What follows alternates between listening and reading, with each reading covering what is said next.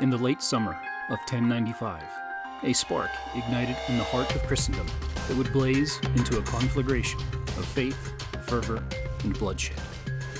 At the Council of Clermont in November 1095, Pope Urban II stood before a gathering of bishops, knights, and lay people in the fields of southern France and delivered a sermon that would reshape the world. His words, recorded in various forms by chroniclers like Fulcher and Chartres and Robert the Monk, called for a holy war, a crusade, to reclaim Jerusalem from the Muslim rulers of the Holy Land. Urban promised spiritual rewards, absolution of sins for those who took up this cross. His message resonated deeply in a Europe steeped in religious devotion, where the promise of salvation was a currency more potent than gold.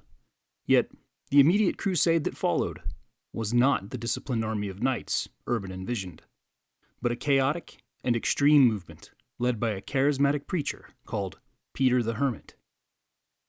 This episode, we're going to take a look at the so-called Peoples Crusade, a prelude to the First Crusade, one full of zealots, dreamers, delusions, and tragedy.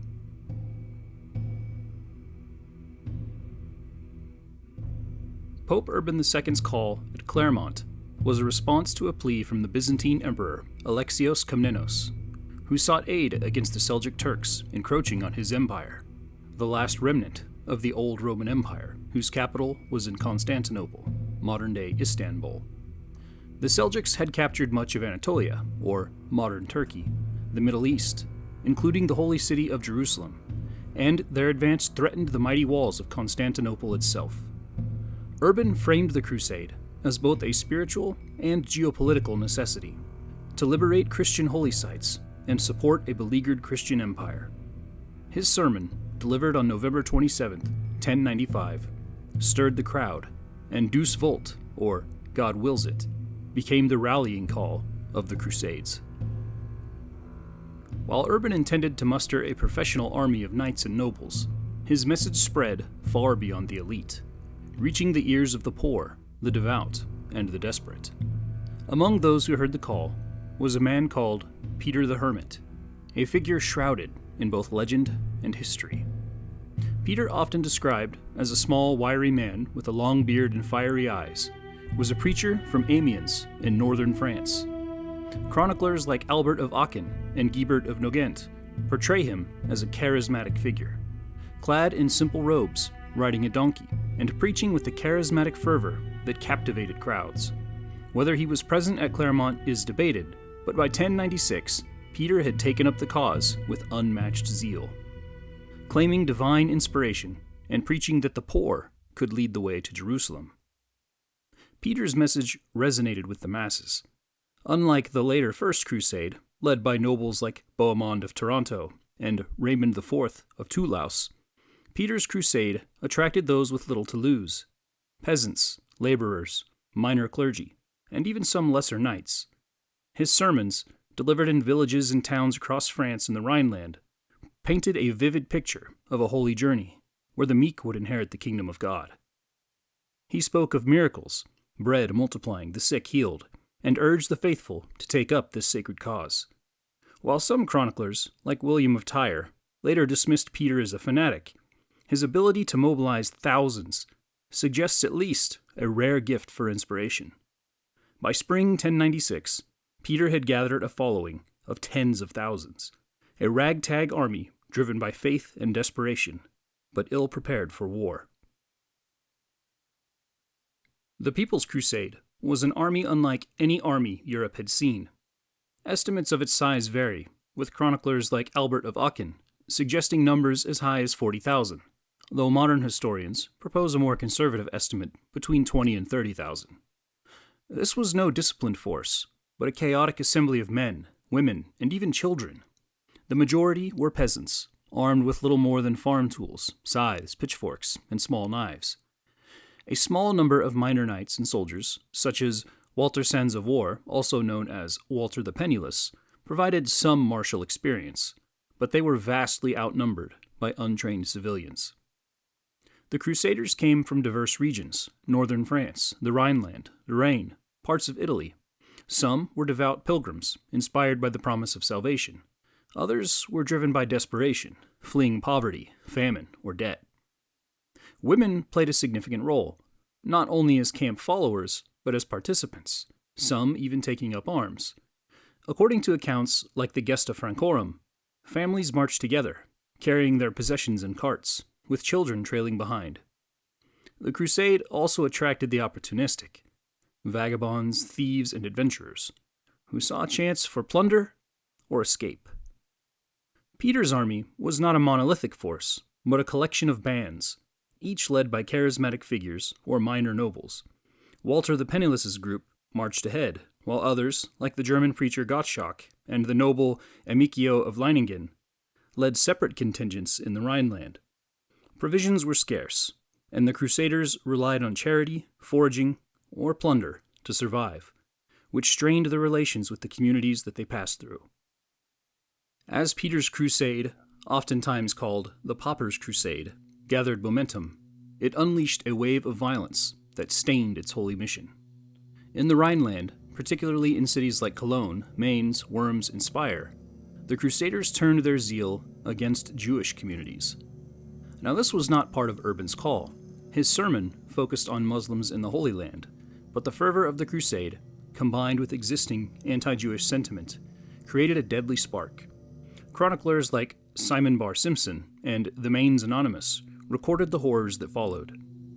In spring 1096, bands of crusaders, particularly those led by Amico of Leiningen, attacked Jewish settlements with brutal ferocity.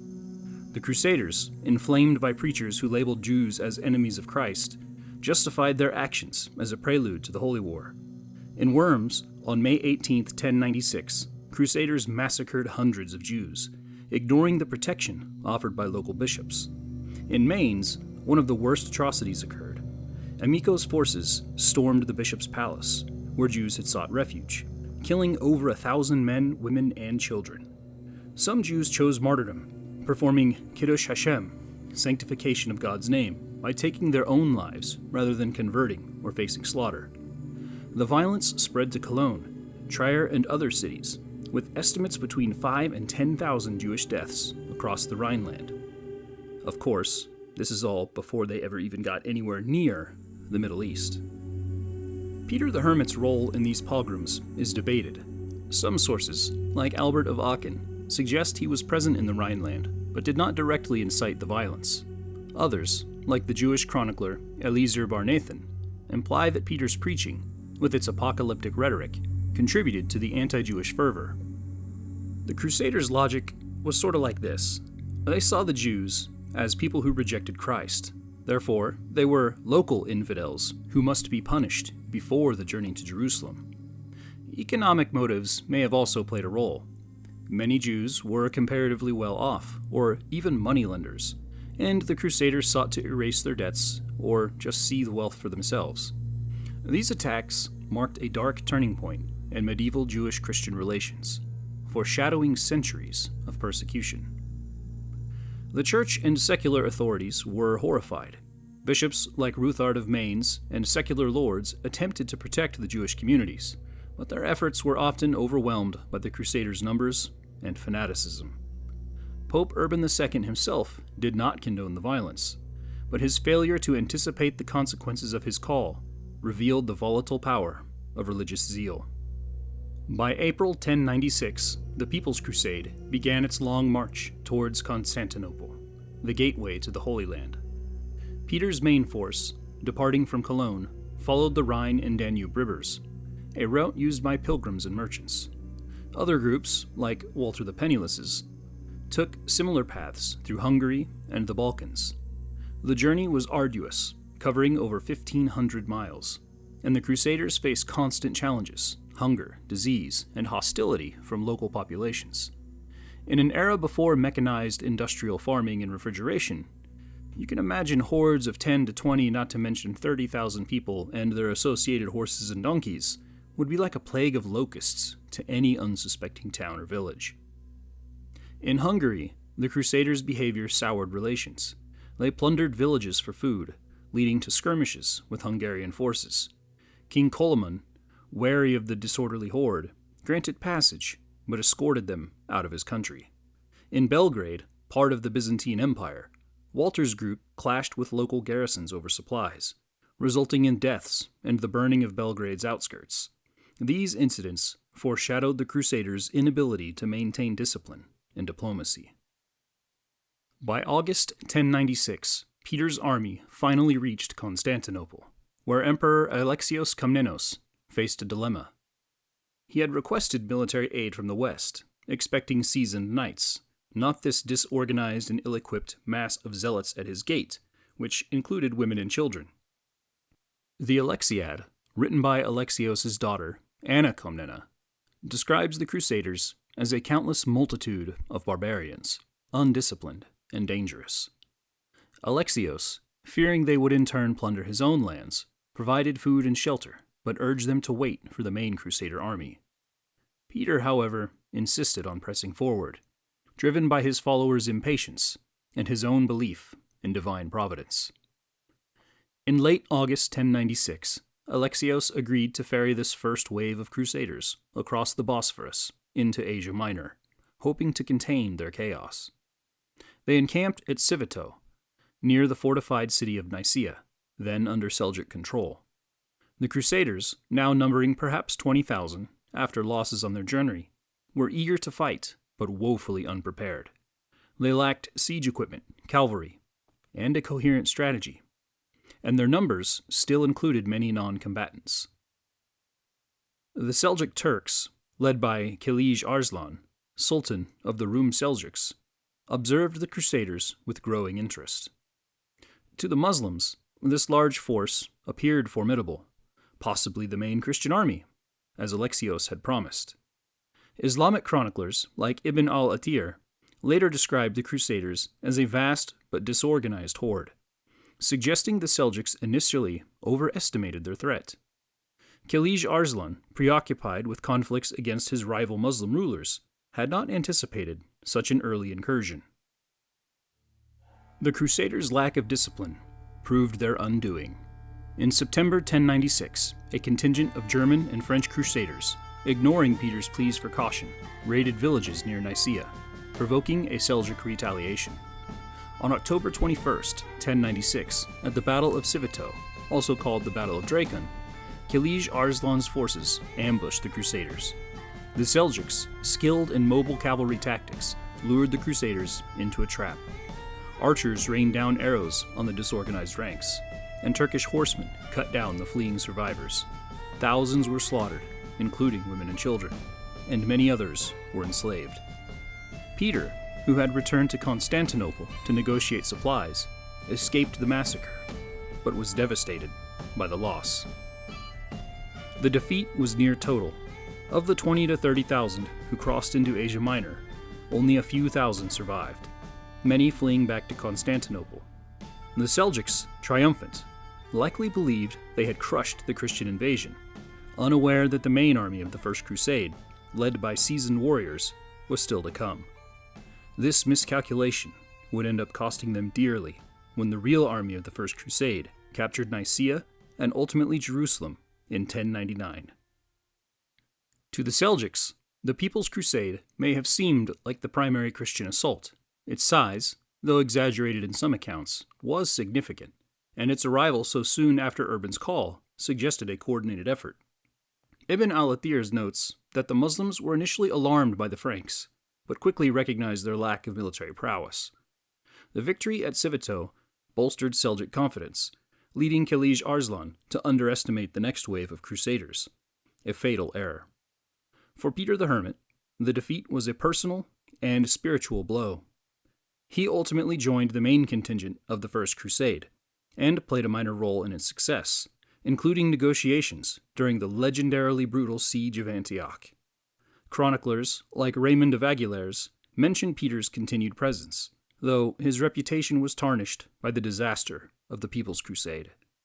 After the First Crusade, Peter the Hermit returned to Europe about the year 1100 and founded the Augustinian monastery in Flanders, where he served as prior. He lived a quieter life, focusing on religious duties, prayer, and penance, and died there on July 8, 1115.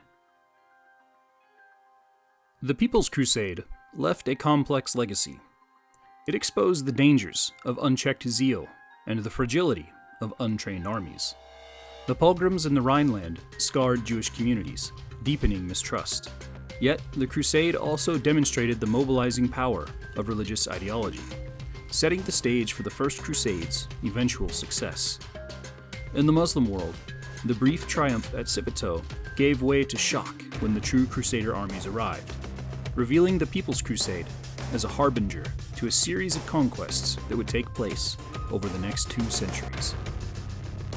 It's definitely hindsight, but history is full of moments that make me think about the People's Crusade. Whether it's Pearl Harbor and the Japanese underestimation of the American response, or John Brown's Rebellion, which preceded the American Civil War, or even the shot heard round the world prior to the American Revolution. These little moments always show us something bigger might be at play. That's all I had for this episode. In the next episode, we're going to follow up with the main Crusader army, particularly the Siege of Antioch, which is one of the most brutal battle scenes in all of the ancient world. Thanks for listening. See you next time.